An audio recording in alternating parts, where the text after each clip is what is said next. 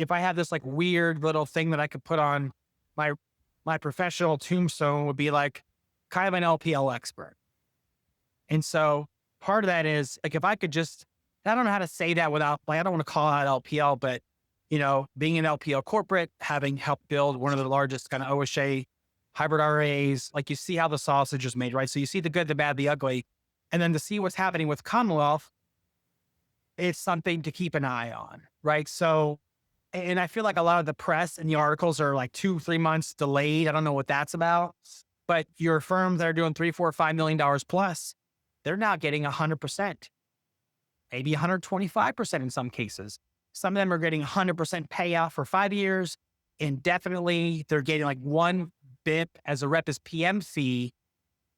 And so you look at that, you look at the acquisition costs, they are forking over a lot of money. And these advisors are doing these negative consents. It's never as easy as they say it's going to be. There's changes, but LPL is paying for the Commonwealth or for the bigger firms, 4 or 5 million plus. I don't know the bottom yet. I've been fortunate to talk to firms that are doing 2, 3 million plus, and I hear the offers. And then you look at some things that are happening internally where advisors are feeling kind of left behind. They feel as though they are a cog in the wheel and that no one cares about them. You get some turnover. There's been some service issues. Technology feels like it's breaking. ClientWorks has been down. I feel like it's almost every day. Technology is not necessarily working. So the account view, clients are logging in and seeing someone else's information entirely, or they're logging in and they're missing a couple $100,000. And, they trust their advisors, but like, that's probably not a really good feeling, especially if you're close to retirement or maybe you're buying a home. Like I just can't imagine.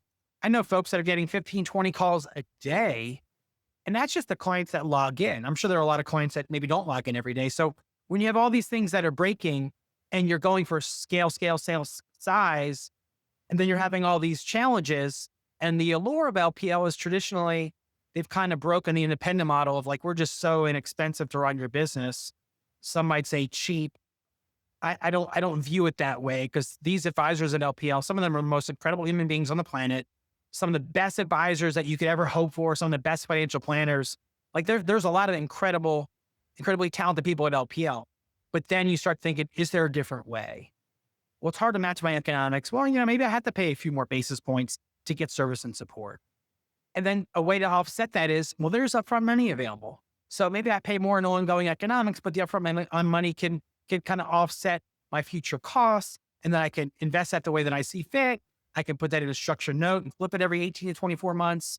I can make an acquisition with that. I can bonus my staff. I can reinvest. You can do a lot of things with that. And so it's just interesting. I mean, I know there's a lot of other firms that are acquiring business and I get it. But when things aren't going well, it's just a different look. And it's not necessarily a favorable one either.